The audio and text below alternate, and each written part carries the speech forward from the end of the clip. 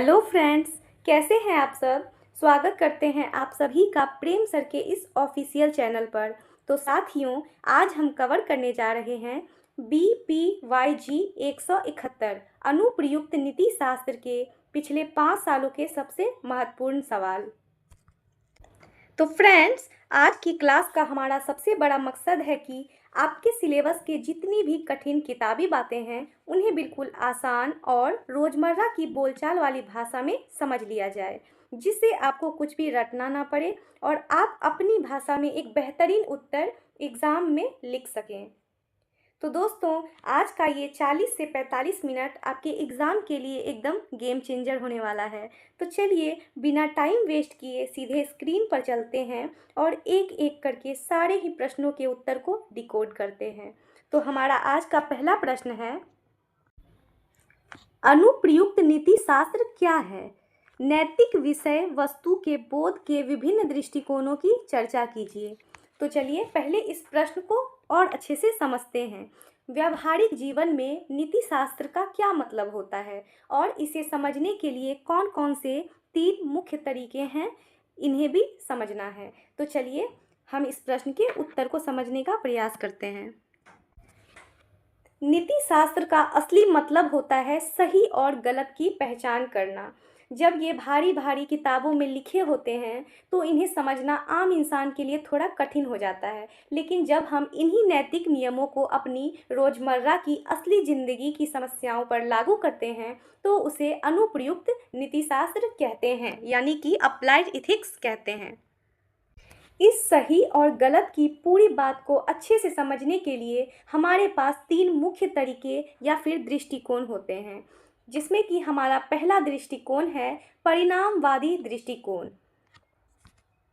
यह तरीका किसी भी काम के तरीके को नहीं देखता, बल्कि सिर्फ उसके आखिरी नतीजे या फिर रिजल्ट को देखता है। इसका साफ मानना यह है कि अगर किसी काम का आखिरी परिणाम सबके लिए अच्छा, सुखद और फायदेमंद रहा तो वह काम नैतिक रूप से बिल्कुल सही है, भले ही उसे करने का रास्ता थोड़ा टेढ़ा मेढ़ा क्यों न रहा हो। वहीं अगर हम दूसरा दृष्टिकोण को देखें तो वो है कर्तव्यवादी दृष्टिकोण, जिसके अंतर्गत नियमों को पत्थर की लकीर मानता है। यह कहता है कि नतीजा चाहे जो भी निकले, नुकसान हो या फायदा हो, आपको हमेशा अपने नियमों और कर्तव्यों का पूरा ईमानदारी से पालन करना चाहिए। चाहे कितनी भी बड़ी मुसीबत आ जाए, इंसान को कभी झूठ नहीं बोलना चाहिए। यहाँ तरीका एकदम साफ होना चाहिए। तो तीसरे दृष्टिकोण के अंतर्गत हम देखते हैं सद्गुण नीति शास्त्र को। यह दृष्टिकोण किसी बाहरी नियम या नफ़े नुकसान को बिल्कुल नहीं तोलता। इसका पूरा ध्यान यह होता है कि इंसान के खुद के चरित्र और उसकी अंदरूनी अच्छाई पर होता है। यह मानता है कि अगर कोई इंसान दिल से दयालु, ईमानदार और नेक है तो उसके द्वारा लिए गए सारे फैसले अपने आप ही समाज के लिए अच्छे होंगे। अंततः हमने नीति शास्त्र के अंतर्गत समझा, किताबों में लिखे सही गलत के नियमों को जब हम अपनी असली ज़िंदगी की समस्याओं पर लागू करते हैं तो उसे अनुप्रयुक्त नीति शास्त्र कहते हैं। और इसके 3 तरीके जो हमने पढ़ा, पहला परिणामवादी जो सिर्फ अच्छे नतीजे को देखता है, वहीं दूसरा है कर्तव्यवादी जो सिर्फ नियमों और कर्तव्यों के पालन पर अडिग रहता है, वही तीसरा हमने देखा सद्गुण नीति शास्त्र जो इंसान की अंदरूनी अच्छाई और चरित्र को देखता है। तो चलिए अब हम लोग आते हैं हमारा दूसरा महत्वपूर्ण प्रश्न पर। जैविक नीति शास्त्र क्या है? कुछ मुख्य जैविक नीति शास्त्रीय मुद्दों की चर्चा कीजिए। तो इस प्रश्न के अंतर्गत जैव नीति शास्त्र बायो इथिक्स क्या है, इसे समझेंगे और मेडिकल व साइंस के क्षेत्रों में कौन कौन से बड़े विवाद चल रहे हैं, हमें इस प्रश्न के अंतर्गत समझना है। तो चलिए इस प्रश्न के उत्तर को डिकोड करते हैं। आजकल विज्ञान, डॉक्टरों की तकनीक और मेडिकल का क्षेत्र बहुत तेज़ी से आगे बढ़ रहा है। जैव नीति शास्त्र यानी कि बायो इथिक्स असल में विज्ञान की इसी तेज भागी रफ्तार पर इंसानियत और नैतिकता का ब्रेक लगाने का काम करता है।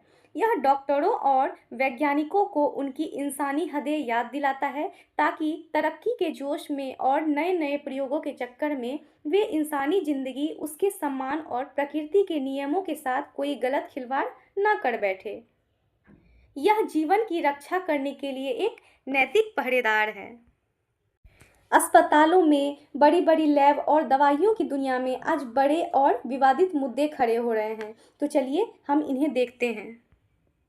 इसके अंतर्गत है इच्छा मृत्यु का सवाल। जब कोई मरीज किसी ऐसी भयानक और दर्दनाक बीमारी से तड़प रहा हो और जिसका कोई इलाज ना हो, तो क्या उसे अपनी मर्जी से एक दर्दहीन और सम्मानजनक मौत चुनने का हक मिलना चाहिए? यह भी आज की समाज में एक बहुत बड़ा सवाल बना हुआ है। वहीं अगर हम देखें तो क्लोनिंग और जेनेटिक इंजीनियरिंग के तहत प्रयोगशाला में हूबहू नकल यानी कि फोटोकॉपी बनाना, अपनी मनपसंद खूबियों वाले डिज़ाइनर बेबी बनाना, जो कि पूरी तरह से कुदरत के नियमों के खिलाफ जाता है। और व्यावसायिक सैरोगेसी के अंतर्गत पैसों की लालच में गरीब महिलाओं की कोख को किराए पर लेना, जिससे अमीर लोग उसका आर्थिक और शारीरिक शोषण करते हैं, यह भी एक बहुत बड़ा नैतिक संकट बन चुका है। तो अगला है अंगों की अवैध तस्करी। चंद रुपयों के लालच में लाचार और गरीब लोग शरीर के अंगों जैसे कि किडनी को बाजार में सामान की तरह खरीदना और बेचना, जो कि पूरी तरह से अमानवीय और कानूनन अपराध है। अंततः इस प्रश्न के अंतर्गत हमने देखा कि विज्ञान और डॉक्टरों की तकनीक पर इंसानियत और नैतिकता का कंट्रोल लगाना ही जैव नीति शास्त्र है। इसके 4 मुख्य मुद्दे कौन कौन से थे? इच्छा मृत्यु, जिसमें कि मरीज को सम्मान से मरने का हक था। वहीं क्लोनिंग, जिसमें कि लैब में इंसान की हूबहू नकल बनाना। और तीसरा में हमने देखा व्यावसायिक सैरोगेसी, जिसके अंतर्गत पैसों के लिए गरीब महिलाओं की कोख किराए पर लेना था। और वहीं चौथा में अंगों की तस्करी यानी कि किडनी आदि को सामान की तरह बेचना। तो चलिए अब हम लोग देखते हैं हमारा अगला और काफ़ी महत्वपूर्ण प्रश्न। तकनीकों में निहित मूल्यों की व्याख्या कीजिए। इस प्रश्न के अंतर्गत कोई भी तकनीक हो या मोबाइल ऐप बिल्कुल निष्पक्ष होता है, या उसके पीछे बनाने वाले की सोच क्या छिपी होती है, हमें इस प्रश्न के अंतर्गत देखना है। तकनीक कभी भी न्यूट्रल नहीं होती है, उसे बनाने इंसान की नीयत और मूल्य उसमें छिपे होते हैं। एग्जाम्पल के तौर पे हम देखें, जब सरकार पढ़ाई का ऐप या फिर राशन की मशीन बनाती है तो उसमें सबकी भलाई का मूल्य होता है, लेकिन जब सोशल मीडिया ऐप्स हमें दिन रात फ़ोन से चिपकाए रखते हैं तो उसमें सिर्फ कंपनी के मुनाफे और लालच का मूल्य होता है। बहुत से लोग ऐसा सोचते हैं कि कोई भी तकनीक जैसे कि कंप्यूटर या मोबाइल ऐप सिर्फ एक बेजान मशीन होती है और उसका अपना कोई इरादा या सोच नहीं होता, लेकिन ऐसा सोचना बिल्कुल गलत होता है। कोई भी तकनीक कभी भी मूल्य तटस्थ नहीं हो सकती है, उसके पीछे उसे बनाने वाले इंसान की सोच और उसका स्वार्थ और उसका लालच या समाज की भलाई के मूल्य छिपे होते हैं। एवं जब हमारी सरकार कोई ऑनलाइन पढ़ाई का ऐप, डिजिटल पोर्टल या फिर राशन बांटने की मशीन बनाती है तो उसके पीछे सबको बराबरी का मौका देने, ईमानदारी और भलाई का मूल्य काम कर रहा होता है। जब हम लगातार सोशल मीडिया को काफ़ी समय से देख रहे होते हैं तो यह हमारा अपना कीमती समय बर्बाद करते रहते हैं, और इसके पीछे लोगों की भलाई नहीं बल्कि यह सिर्फ और सिर्फ व्यापारिक लाभ और लालच का मूल्य छिपा होता है। इसी तरह से परमाणु तकनीक से बिजली बने तो उसमें विकास का मूल्य है, और अगर परमाणु बम बने तो उसमें विनाश का मूल्य है। तकनीक में खुद एक ऐसा ताकत है जो उसी मूल्य पर चलती है जो इंसान के अंदर डालता है। तो आइए अब हम लोग आते हैं हमारे अगले महत्वपूर्ण प्रश्न पर। क्वेश्चन नंबर 4, अभिव्यक्ति की स्वतंत्रता को परम अधिकार स्वीकारा जा सकता है या नहीं, व्याख्या कीजिए। तो चलिए इस प्रश्न को देखते हैं कि इस प्रश्न के अंतर्गत अपनी बात को खुलकर कहने की आज़ादी असीमित है या इस पर कोई रोक लगाई जा सकती है। तो चलिए इस प्रश्न के उत्तर को समझते हैं। अपनी बात को कहने, लिखने और गाने और अपने विचारों को बिना किसी डर के खुलकर सामने रखने की आज़ादी को ही अभिव्यक्ति की स्वतंत्रता कहते हैं। बोलने की आज़ादी लोकतंत्र की आत्मा है, लेकिन यह कोई परम अधिकार यानी कि असीमित छूट नहीं है, क्योंकि बिना सीमा के समाज में दंगे और नफरत फैल जाएंगी। अगर हम एक उदाहरण से देखें तो आपकी लाठी घुमाने की आज़ादी वहीं खत्म हो जाती है जहां से दूसरे इंसान की नाक शुरू होती है। इसलिए देश की सुरक्षा और शांति के लिए हेट स्पीच पर रोक लगाना बिल्कुल सही है। कोई भी व्यक्ति अपनी इस आज़ादी के नाम पर नफरत भरे भाषण नहीं दे सकता है, यानी कि हेट स्पीच नहीं दे सकता है। समाज में जाति या धर्म के नाम पर हिंसा नहीं भड़का सकता है, या किसी बेकसूर इंसान पर झूठे लांछन लगाकर उसकी इज्जत खराब नहीं कर सकता। देश की सुरक्षा, सार्वजनिक शांति, कानून व्यवस्था, दूसरों के सम्मान के दायरे में रहकर ही यह अधिकार काम करता है। आज़ादी हमेशा जिम्मेदारी के साथ अच्छी लगती है। तो चलिए अब देखते हैं हमारा 5वां महत्वपूर्ण प्रश्न। चिकित्सा नीतिशास्त्र के 4 सिद्धांतों की विस्तृत व्याख्या कीजिए। तो चलिए इस प्रश्न को समझते हैं। डॉक्टरों और नर्सों के लिए बने 4 सबसे बुनियादी नैतिक नियम कौन कौन से हैं? इस प्रश्न के अंतर्गत हमें इसे ही समझना है। चिकित्सा नीति शास्त्र का कोई भारी भरकम या डराने वाली कानून किताब नहीं है, बल्कि यह डॉक्टरों, नर्सों और सभी स्वास्थ्य कर्मियों के लिए एक नैतिक गाइड की तरह है, जो मरीज और डॉक्टर के रिश्ते को पवित्र और भरोसेमंद बनाए रखती है। यह मुख्य रूप से इन 4 बुनियादी नियमों पर टिकी हुई है: स्वायत्तता का सिद्धांत, परोपकार का सिद्धांत और क्षति न पहुंचाने का सिद्धांत। और वहीं चौथा है न्याय का सिद्धांत। स्वायत्तता सिद्धांत के अंतर्गत मरीज कोई बेजान वस्तु नहीं है, उसे अपने शरीर और अपने इलाज के बारे में खुद फैसला लेने का पूरा हक है। डॉक्टर का फर्ज है कि वह इलाज के सारे तरीके मरीज को समझाए, और डॉक्टर अपनी मर्जी जबरन मरीज पर नहीं थोप सकता है। तो यह किसके अंतर्गत आता है? स्वायत्तता का सिद्धांत के तहत। वहीं परोपकार का सिद्धांत के तहत डॉक्टर का हर एक कदम, उसकी लिखी गई कोई भी दवा या किया गया कोई भी छोटा बड़ा ऑपरेशन सिर्फ और सिर्फ मरीज की भलाई या उसके आराम और उसकी सेहत को सुधारने के लिए होना चाहिए। तो परोपकार का सिद्धांत के अंतर्गत डॉक्टर का कोई भी जो दिया गया दवाई होता है या फिर डॉक्टर कोई भी ऑपरेशन करता है तो वह सिर्फ मरीज के भलाई या फिर उसके स्वास्थ्य संबंधी होना चाहिए। वहीं तीसरी ओर देखें तो क्षति न पहुंचाने का सिद्धांत के अंतर्गत चिकित्सा जगत में इसे सबसे पहला नियम माना जाता है। डॉक्टर को अपनी किसी भी लापरवाही, पैसों की लालच या अधूरी जानकारी के वजह से मरीज की जान को जोखिम में डालना, उसे कोई भी शारीरिक चोट पहुंचाने का कोई अधिकार नहीं है। डॉक्टर जो है अपना लापरवाही के वजह से किसी भी प्रकार का नुकसान मरीज को नहीं पहुंचा सकता है।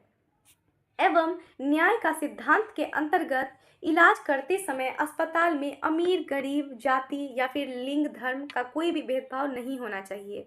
अस्पताल के बड़े बड़े दवाइयों और डॉक्टर की कीमत का सबको समान तरीके से किसी पक्षपात के बराबरी मिलना चाहिए। उसमें किसी भी प्रकार का पक्षपात नहीं होना चाहिए और सभी को समान तरह का ट्रीटमेंट मिलना चाहिए।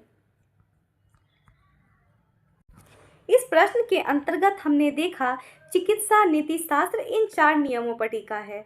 स्वायत्तता, जो कि मरीज को अपने इलाज का फैसला खुद लेने का हक है, और वहीं दूसरा जो कि परोपकार, डॉक्टर का हर कदम सिर्फ मरीज की भलाई के लिए हो, जिससे कि क्षति न पहुंचाना के अंतर्गत लापरवाही या लालच से मरीज की जान दांव पर न लगना, और न्याय के तहत बिना किसी भेदभाव के सबको बराबर इलाज मिलना।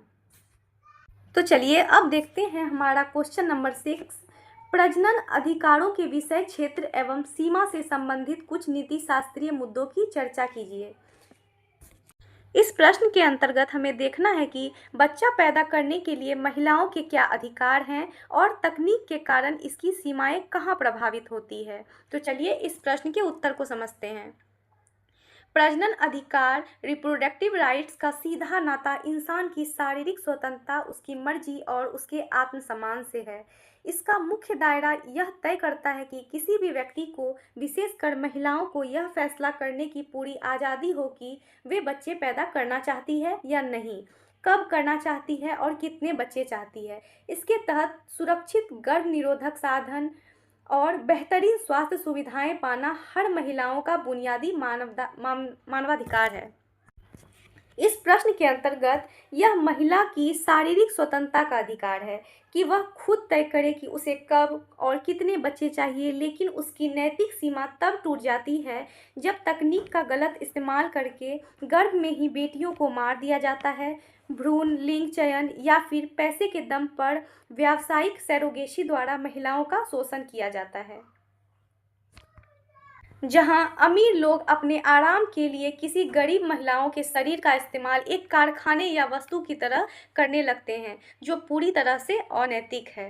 तो चलिए अब हम लोग देखते हैं अगला महत्वपूर्ण प्रश्न, उपयोगितावाद एवं पशु अधिकारों पर पीटर सिंगर के दृष्टिकोणों पर टिप्पणी लिखिए।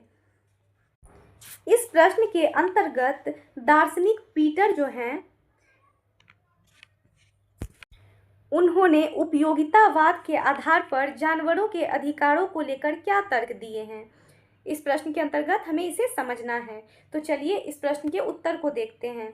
पीटर सिंगर कहते हैं कि दुनिया में तकलीफ को कम करना और सुख को बढ़ाना ही नीति शास्त्र का नियम है।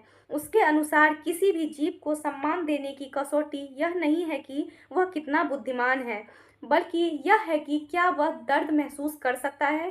सिर्फ इंसान होने के घमंड में जानवरों को पिंजरों में बंद करना या फिर स्वाद के लिए काटना प्रजातिवाद स्पेसिज्म है, जो पूरी तरह से गलत है।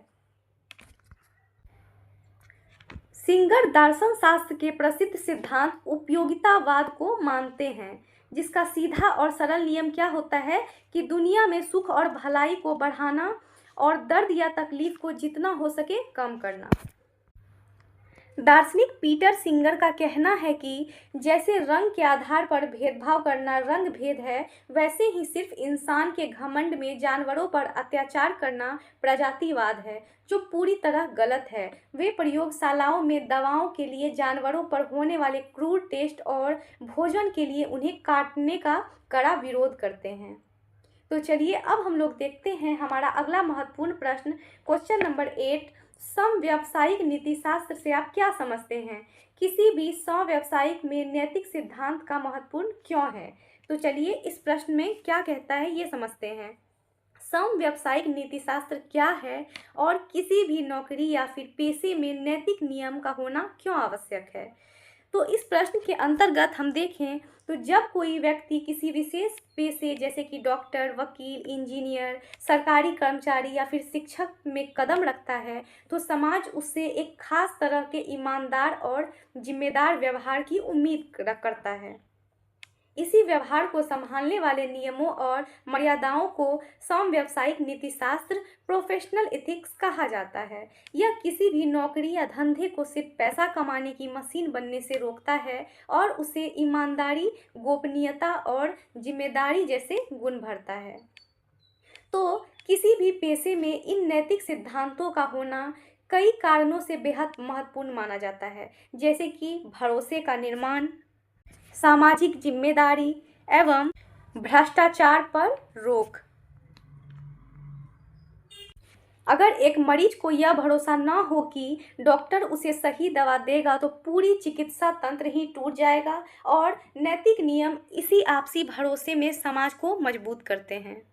वहीं एक इंजीनियर का पेशा सिर्फ कंक्रीट की दीवार खड़ी करना नहीं है। उसका नैतिक कर्तव्य यह है कि मजबूत पुल या फिर मकान बनाए ताकि मासूम लोग की जान पूरी तरह से सुरक्षित रहे। अंततः इस भ्रष्टाचार पर रोक के लिए ये नियम कार्यस्थल पर रिश्वतखोरी, धोखाधड़ी, कामचोरी और भाई भतीजावाद पर सख्ती से लगाम लगाते हैं। जब पेशेवर लोग अपनी निजी स्वार्थ को पीछे छोड़कर अपनी ड्यूटी को ऊपर रखते हैं, तभी एक अच्छे समाज का निर्माण होता है। अगर हम इसे शॉर्ट में समझें तो किसी भी नौकरी या धंधे को सिर्फ पैसा कमाने की मशीन बनने से रोकना और उसमें ईमानदारी लाना ही समव्यावसायिक नीतिशास्त्र है। यह समाज में आपसी भरोसा बनाए रखने, पेशेवर को उनकी सामाजिक जिम्मेदारी याद दिलाने, जैसे कि मजबूत पुल बनाना, और रिश्वतखोरी व भाई भतीजावाद जैसे भ्रष्टाचार पर रोक लगाने के लिए जरूरी है। तो चलिए अब हम लोग आते हैं हमारे अगले महत्वपूर्ण प्रश्न क्वेश्चन नंबर 9 पर। दंड के दो मुख्य सिद्धांतों की चर्चा कीजिए। मृत्यु दंड के पक्ष और विपक्ष में प्रस्तुत युक्तियों की चर्चा कीजिए। तो इस प्रश्न में अपराध को रोकने के दो मुख्य तरीके कौन कौन से होते हैं और फांसी यानी कि मृत्यु दंड के पक्ष व विपक्ष के क्या तर्क हैं, इसे समझना है। तो चलिए इस प्रश्न के उत्तर को देखते हैं। समाज में अपराध को रोकने और कानून का खौफ बनाए रखने के लिए न्याय शास्त्र में दंड के दो सबसे प्रमुख सिद्धांत काम करते हैं, जिसमें कि पहला होता है प्रतिशोधात्मक सिद्धांत। तो जो जैसा को तैसा या फिर आंख के बदले आंख के पुराने नियम पर चलता है, यानी अपराधी को उसके अपराध के बराबर ही दर्द और सजा मिलनी चाहिए।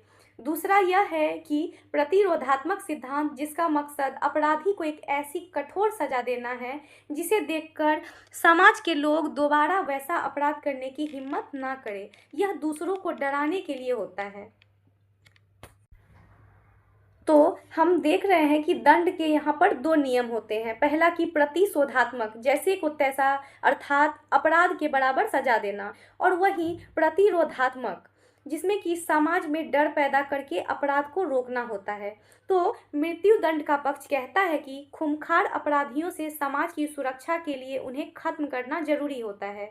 वहीं विपक्ष कहता है कि कानून अचूक नहीं होता। अगर किसी बेगुनाह को फांसी हो गई तो उसे गलती से सुधारा नहीं जा सकता है, उस गलती को हम वापस से ठीक नहीं कर सकते हैं।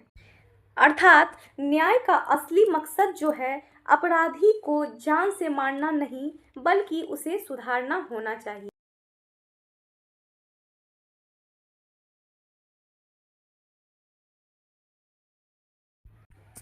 तो हम लोग देखते हैं क्वेश्चन नंबर 10 के अंतर्गत पर्यावरणीय नीति शास्त्र से आप क्या समझते हैं। पशु केंद्रित और जैव केंद्रित नीति शास्त्र के मध्य अंतर का विश्लेषण कीजिए। तो चलिए इस प्रश्न को समझते हैं, फिर इसके उत्तर को समझेंगे।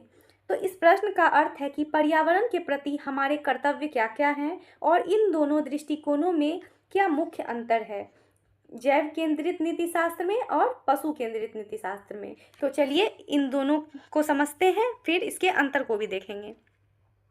आज तक इंसान यही समझता आया है कि यह पूरी धरती, इसके जंगल, नदियाँ और पहाड़ उसकी निजी जागीर है, पर वह इनका चाहे जैसे इस्तेमाल कर सकता है। लेकिन पर्यावरणीय नीति शास्त्र, इन्वायरमेंटल इथिक्स, इंसानों की इसी स्वार्थी सोच को सुधारता है। यह मनुष्य और प्रकृति के बीच के नैतिक संबंधों को समझाता है और याद दिलाता है कि प्रकृति के प्रति भी हमारे कुछ नैतिक कर्तव्य होते हैं, जिनका पालन करना हमें बहुत ज़रूरी है। तो चलिए सबसे पहले अब हम इन दोनों के बीच के अंतर को देखते हैं, पशु केंद्रित नीति शास्त्र और जैव केंद्रित नीति शास्त्र के अंतर्गत। तो पशु केंद्रित नीति शास्त्र के मुख्य सोच के अंतर्गत केवल उन जीवों को नैतिक महत्व दिया जाता है जो जागरूक होते हैं और जो दर्द और दुख सुख को महसूस करने की क्षमता रखते हैं। वहीं दूसरी ओर जैविक केंद्रित नीति शास्त्र के अंतर्गत मुख्य सोच यह मानता है कि हर जीवित अंश का अपना एक मूल्य होता है, चाहे वह छोटा हो या फिर बड़ा हो। वहीं दूसरी ओर अगर हम दायरा के अंतर्गत देखें तो पशु केंद्रित नीति शास्त्र के अंतर्गत सिर्फ गाय, कुत्ता, बिल्ली या फिर शेर जैसे जानवर ही आते हैं। वहीं जैविक केंद्रित नीति शास्त्र के दायरा में पेड़ पौधे, छोटे पौधे और पानी में रहने वाले बैक्टीरिया भी आते हैं। तो चलिए अब हम लोग मूल्य के आधार पर जैव केंद्रित और पशु केंद्रित को देखते हैं, दोनों नीति शास्त्र में अंतर। यह पेड़ पौधों या फिर नदियों को सीधे तौर पर कोई नैतिक मूल्य नहीं देता है, क्योंकि वे दर्द महसूस नहीं कर सकते हैं। तो दर्द महसूस ना करने के कारण पशु केंद्रित नीति शास्त्र के अंतर्गत पेड़ पौधे और नदियों को सीधे तौर पर कोई भी नैतिक मूल्य क्या किया जाता है, नहीं दिया जाता है। वहीं जैव केंद्रित नीति शास्त्र यह मानता है कि जीवन अपने आप में कीमती है, चाहे वह दर्द महसूस कर पाए या फिर ना कर पाए। तो चलिए अब हम लोग आते हैं हमारे इस क्वेश्चन के उत्तर के संक्षिप्त रूप पर। प्रकृति के प्रति इंसानी नैतिक कर्तव्यों को समझना ही पर्यावरणीय नीतिशास्त्र है। अंतर यह है कि पशु केंद्रित केवल उन जीवों को महत्व देता है जो सुख और दुख महसूस कर सकते हैं, वहीं जबकि जैव और केंद्रित दुनिया के हर जीवित अंश जैसे कि पेड़ पौधे बैक्टीरिया को कीमती मानता है। तो चलिए अब आते हैं हमारे अगले महत्वपूर्ण प्रश्न पर। क्वेश्चन नंबर 11, परिघटना के रूप में आत्महत्या की दार्शनिक समझ के संदर्भ में जीवन के मूल्यों और दिए गए महत्व की व्याख्या कीजिए। तो चलिए इस प्रश्न को समझते हैं। सुसाइड को दर्शन शास्त्र में जीवन के सर्वोच्च आंतरिक मूल्य के खिलाफ क्यों माना गया है? तो इसके उत्तर के अंतर्गत हम समझे तो आत्महत्या को आमतौर पर लोग एक मानसिक कमजोरी, अवसाद यानी कि डिप्रेशन या फिर कानूनी जुर्म के तौर पर देखते हैं, लेकिन दर्शन शास्त्र की गहराई में आत्महत्या यानी कि सुसाइड को जीवन का असली मूल्य पर उठने वाले एक बहुत बड़े संकट के रूप में देखा गया है। यह सभी महान विचारकों का मानना है कि मानव जीवन का अपना एक सर्वोच्च आंतरिक मूल्य होता है जिसे मिटाने या फिर खत्म करने का हक खुद उस इंसान को भी नहीं है। वहीं महान दार्शनिक इमैनुअल कांट ने कहा था कि आत्महत्या करना इंसानियत की गरिमा का अपमान है। मानव जीवन एक अनमोल उपहार है जिसका अपना एक स्वतंत्र मूल्य होता है। इमैनुअल कांट के अनुसार दुखों से तंग आकर जान देना अपने ही जीवन को सिर्फ एक साधन या फिर वस्तु मान लेना है, जो अपनी नैतिक जिम्मेदारियों से भागना होता है। तो चलिए अब हम लोग देखते हैं हमारा अगला और महत्वपूर्ण प्रश्न, सहमति के महत्व की विवेचना कीजिए। सूचित सहमति और समझी गई सहमति के मध्य संबंध की चर्चा कीजिए। तो चलिए इस प्रश्न के उत्तर को समझते हैं। नैतिकता और मानवाधिकारों की पूरी नींव सहमति पर ही टिकी हुई है, यानी कि कंसेंट पर पूरी तरह निर्भर है नैतिकता और मानवाधिकार की पूरी नींव। सहमति का सीधा मतलब है कि अपनी स्वतंत्र और साफ इच्छा से किसी काम के लिए हाँ कहना। बिना सहमति के किसी भी व्यक्ति के शरीर और उसकी संपत्ति या उसकी निजी जिंदगी में दखल देना एक गंभीर अपराध होता है और इसे अनैतिक काम माना जाता है। यह इंसान को उसकी आज़ादी और सम्मान से जीने का हक छीन लेती है। बिना मर्जी के किसी के जीवन में हस्तक्षेप करना अपराध होता है। सूचित सहमति में व्यक्ति बड़े जोखिम या ऑपरेशन से पहले सब कुछ समझकर लिखित हस्ताक्षर करता है, जबकि समझी गई सहमति में बिना बोले व्यवहार से हामी दी जाती है। जैसे कि डॉक्टर के आगे बुखार नपवाने के लिए हाथ बढ़ाना। समझी गई सहमति में व्यक्ति मुंह से हाँ नहीं बोलता और ना ही कोई दस्तखत करता है, बल्कि उसका व्यवहार और हाव भाव यह साफ कर देता है कि वह राजी है। जैसे कि हम लोग बुखार नपवाने के लिए डॉक्टर के आगे अपनी बाह बढ़ा देते हैं, बस में चढ़कर कंडक्टर को पैसे दे देते हैं, और छोटे मोटे और बिना जोखिम वाले कामों समझी गई सहमति काफ़ी होती है। लेकिन बड़े जिम्मेदारी वाले कामों में हमेशा लिखित या बोलकर दी गई सूचित सहमति ही काम आती है। तो आइए अब देखते हैं हमारा अगला और महत्वपूर्ण प्रश्न, नीति शास्त्र के संदर्भ में आतंकवाद पर निबंध लिखिए। तो चलिए हम लोग आतंकवाद के परिणामों की विवेचना भी करते हैं। इस प्रश्न के अंतर्गत हमें देखना है कि नीति शास्त्र के सिद्धांतों के अनुसार आतंकवाद क्यों गलत है और इसके क्या परिणाम होते हैं। तो चलिए इस प्रश्न के उत्तर को देखते हैं। इथिक्स का नियम है कि लक्ष्य और साधन दोनों ही नैतिक होने चाहिए, पर आतंकवाद निर्दोषों की हत्या करके इससे कुचल देता है। इसके परिणाम भयानक होते हैं। यह समाज में भय फैलाता है और देश का पैसा विकास के बजाय सुरक्षा पर खर्च करता है, और नागरिकों की निजी स्वतंत्रता प्रभावित होती है। और इसके परिणाम भी हंसते खेलते समाज के लिए बेहद खतरनाक और विनाशकारी होते हैं। यह समाज में आपसी भाईचारे और ताने बाने को खत्म कर देता है और लोगों के दिल में एक दूसरों के प्रति भय, असुरक्षा और नफरत का माहौल पैदा कर देता है। वहीं दूसरा बड़ा नुकसान को देखें तो आर्थिक मोर्चे पर होता है। विकास, शिक्षा, गरीबी हटाने और अच्छे अस्पताल बनवाने पर खर्च होने वाला देश पैसा मजबूरन सेना, सुरक्षा और हथियारों पर खर्च करना पड़ता है, जिससे देश की तरक्की में दौड़ में पिछड़ जाता है। तो वहीं आतंकवाद को रोकने के लिए सरकारों को कड़े कानून बनाने पड़ते हैं, जैसे कि आम नागरिकों को अपनी निजी स्वतंत्रता भी प्रभावित होती है। यह समाज की सुख शांति को पूरी तरह से छीन लेता है। तो चलिए अब हम लोग देखते हैं हमारा अगला महत्वपूर्ण प्रश्न, तकनीकी एवं नवाचार में संबंधित नैतिक मुद्दों की चर्चा कीजिए। तो इस प्रश्न के अंतर्गत एआई और आधुनिक इंटरनेट तकनीकों के विकास से हमारे सामने कौन से गंभीर नैतिक संकट खड़े हुए हैं, इसे समझना है। आज का आर्टिफिशियल इंटेलिजेंस यानी कि एआई, इंटरनेट और नई तकनीकों जैसे नवाचार ने हमारे जीवन की रफ्तार को बहुत आसान और शानदार बना दिया है, लेकिन साथ ही कई गंभीर नैतिक संकट भी खड़े हो गए हैं, जिस पर ध्यान देना काफ़ी महत्वपूर्ण एवं जरूरी है। वही जिसमें कि सबसे पहला खतरा होता है निजता का हनन यानी कि प्राइवेसी क्राइसिस। इंटरनेट हमारा सारा पर्सनल डेटा बड़ी बड़ी कंपनियों के पास जा रही है, जैसे कि हमारे द्वारा इस्तेमाल किया गया दिमाग, हमारी सोच और हमारी प्राथमिकताओं को कंट्रोल करने के लिए किया जा रहा है। दूसरा मुद्दा है कि एआई और बेरोजगारी का। मुनाफे की अंधी दौड़ में मशीनों के लिए करोड़ों इंसान की नौकरियों को छीना जा रहा है। आर्थिक असमानता बढ़ रही है। अगर इंसानों के पास काम नहीं होगा तो समाज का संतुलन बिगड़ जाएगा। और इसके अलावा डीप फेक तकनीक के जरिए किसी भी निर्दोष इंसान का नकली चेहरा या फिर आवाज़ बनकर उसे बदनाम किया जा सकता है, जिससे सच और झूठ का अंतर ही खत्म हो जाता है। और तकनीक का विकास हमेशा मानवीय भलाई के मूल्यों पर होना चाहिए। अंततः इस प्रश्न के अंतर्गत हमने देखा कि तकनीक ने 3 बड़े नैतिक संकट खड़े किए हैं।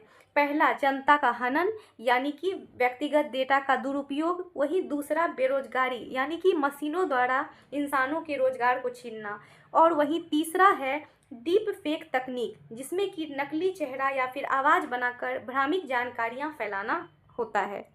तो चलिए अब हम लोग देखते हैं हमारा अगला महत्वपूर्ण प्रश्न, जैव नीति शास्त्र की सीमा का विश्लेषण कीजिए, इसकी प्रकृति की चर्चा कीजिए। तो चलिए इस प्रश्न के उत्तर को समझते हैं।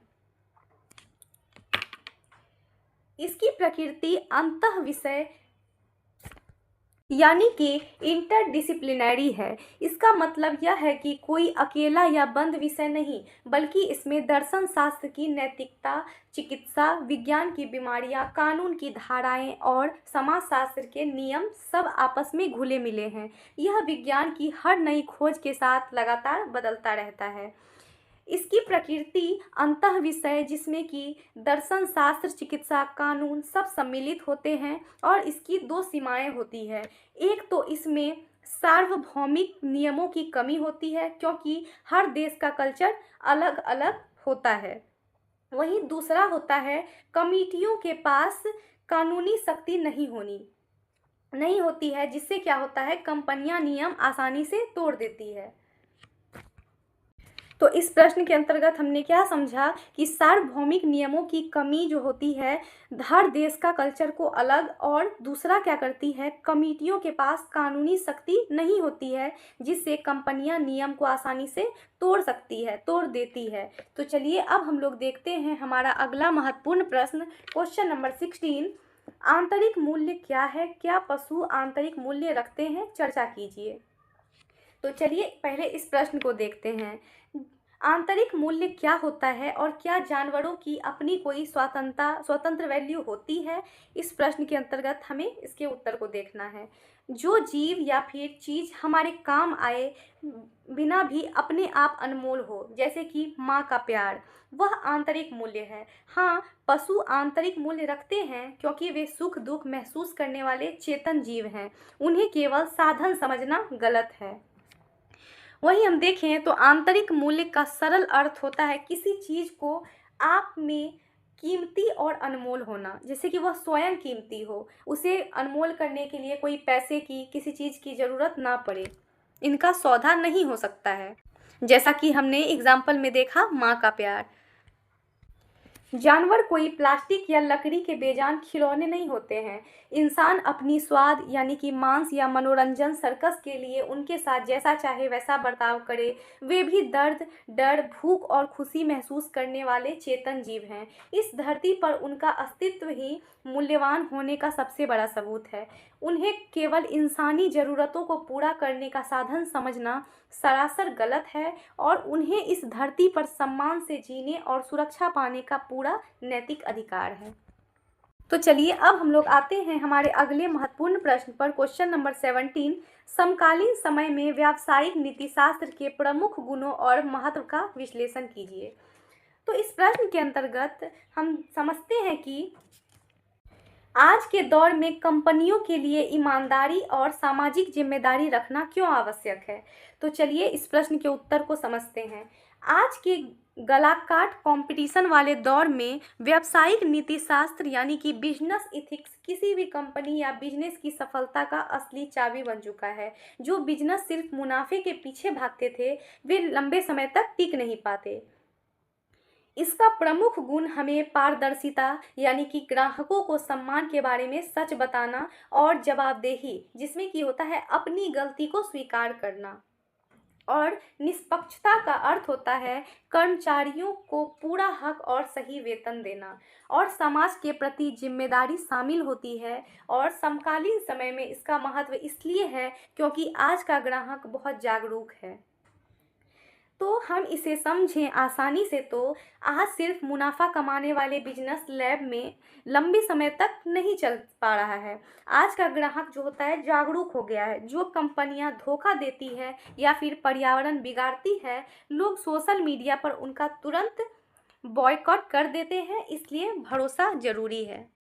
जो कंपनियां पर्यावरण को नुकसान पहुंचाती है और बाल श्रम करवाती है या फिर धोखाधड़ी करती है, समाज क्या करता है, उन्हें तुरंत ही बॉयकॉट कर देता है और नैतिक नियमों पर चलने वाले कंपनियों का मार्केट में भरोसा और नाम मजबूत होता है और वे लंबे समय तक बाजार में बनी रहती है। अब हम लोग आते हैं हमारा अगला महत्वपूर्ण प्रश्न क्वेश्चन नंबर 18 पे। गर्भपात क्या है, प्रजनन अधिकारों पर निबंध लिखिए। तो चलिए इस प्रश्न को समझते हैं। गर्भपात की नैतिक परिभाषा क्या होती है और महिला सशक्तिकरण में प्रजनन अधिकारों का क्या महत्व होता है।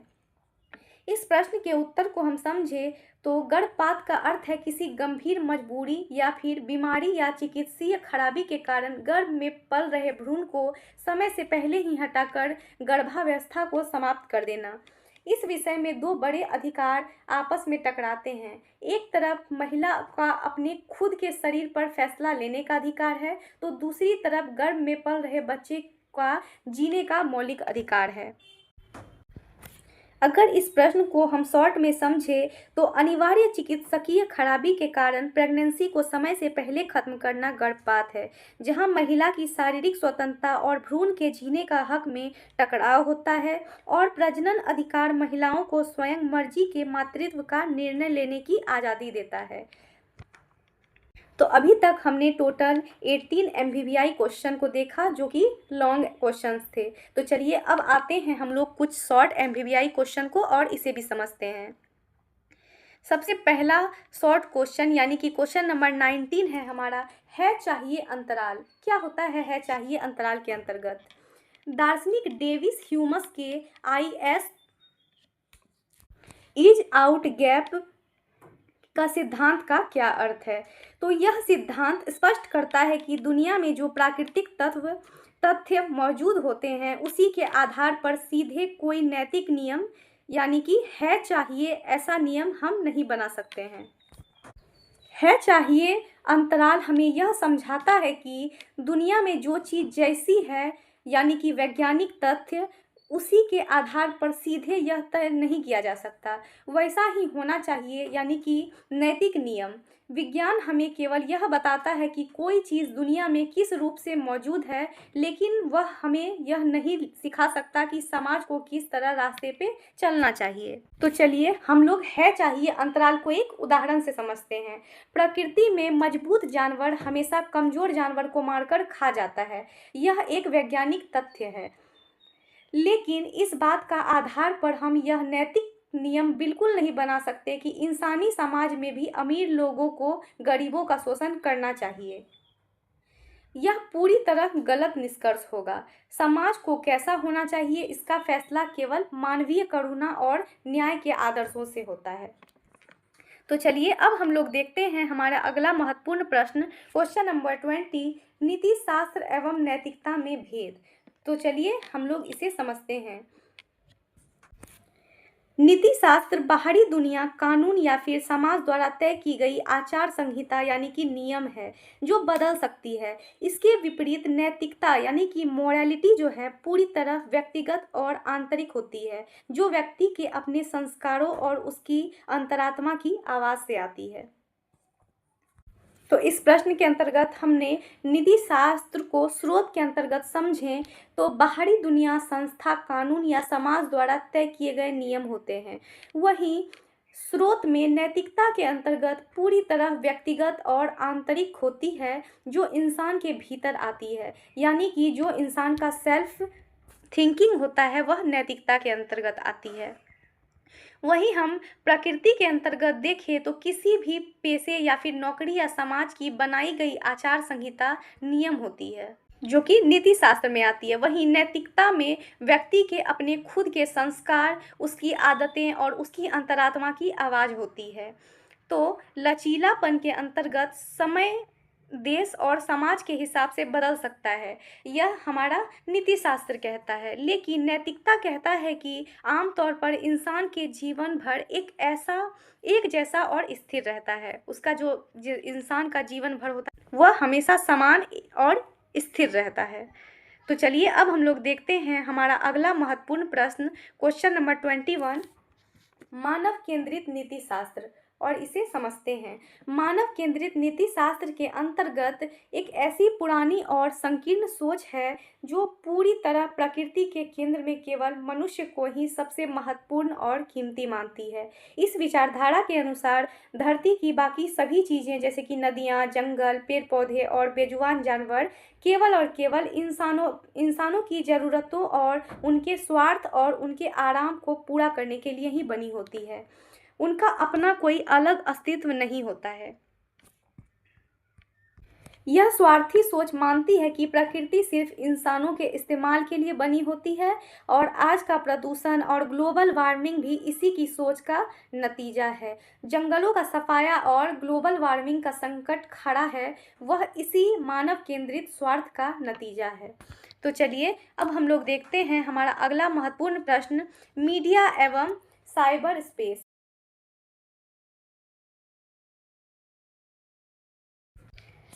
तो हमारा क्वेश्चन नंबर 22 है, मीडिया एवं साइबर स्पेस। तो चलिए इस प्रश्न को पहले समझते हैं। इंटरनेट और सोशल मीडिया के कारण समाज में क्या क्या नैतिक गिरावट आई है, तो चलिए इसे समझते हैं। आज की आधुनिक युग में मीडिया और साइबर स्पेस, इंटरनेट और सोशल मीडिया हमारे विचारों, हमारी पसंद और जीवन शैली को कंट्रोल करने वाले सबसे बड़े साधन बन चुके हैं। लाइक्स और व्यूज के चक्कर में फेक न्यूज़ फैलाना, किसी की निजी को उसका बिना परमिशन के तमाशा बना देना और पहचान छुपाकर साइबर ट्रोल करना ही मुख्य नैतिक गिरावट है।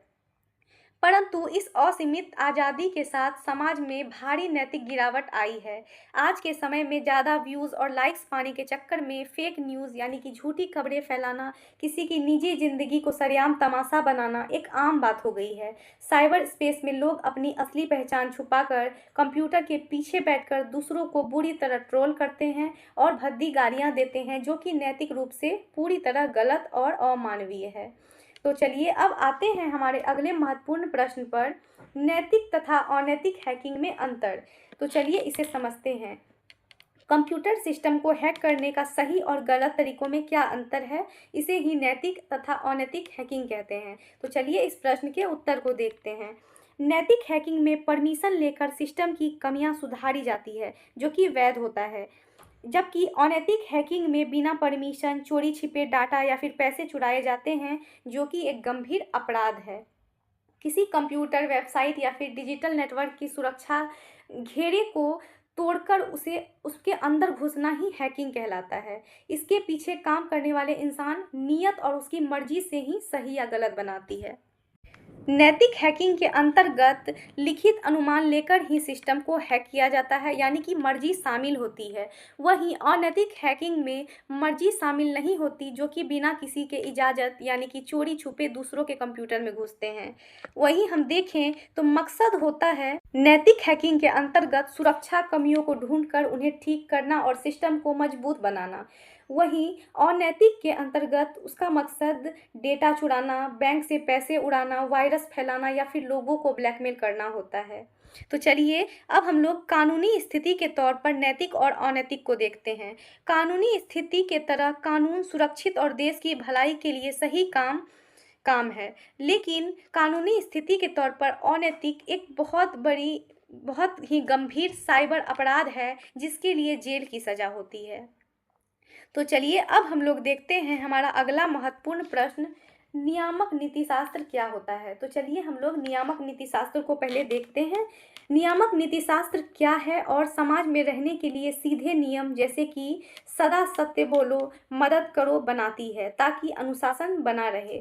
तो चलिए इस प्रश्न के अंतर्गत सही रास्ते पर चलने के लिए कुछ निर्देशों को देखते हैं, जैसे कि हमेशा सच बोलो, कमजोरों की मदद करो या फिर किसी का दिल दुखाना पाप है। यह समाज में शांति, अनुशासन और आपसी तालमेल बनाए रखने के लिए सही और गलत के बीच एक मजबूत लक्ष्मण रेखा खींचता है, ताकि कोई भी इंसान अपनी मर्यादा ना लांघे। तो चलिए अब हम लोग आते हैं हमारा अगला महत्वपूर्ण प्रश्न, क्वेश्चन नंबर 25, और हमारा ये लास्ट क्वेश्चन है, जलवायु परिवर्तन, जिसे कि क्लाइमेट चेंज भी कहते हैं, आज के समय में केवल एक वैज्ञानिक या फिर मौसम संबंधी समस्या नहीं रह गई है, बल्कि यह पूरी तरह से मानव सभ्यता का सबसे बड़ा नैतिक और मानवीय संकट बन चुका है।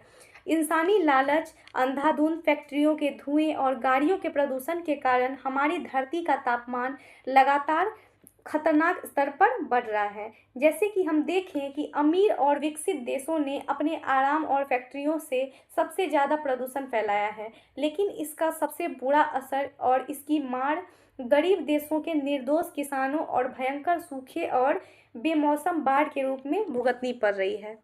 तो इस प्रश्न के अंतर्गत हमने समझा कि प्रदूषण सबसे ज़्यादा अमीर देशों ने फैलाया, पर इसकी मार गरीब देशों के बेकसूर किसानों और सूखे और बाढ़ के रूप में भुगतनी पड़ रही है, जो कि पूरी तरह नाइंसाफ़ी है।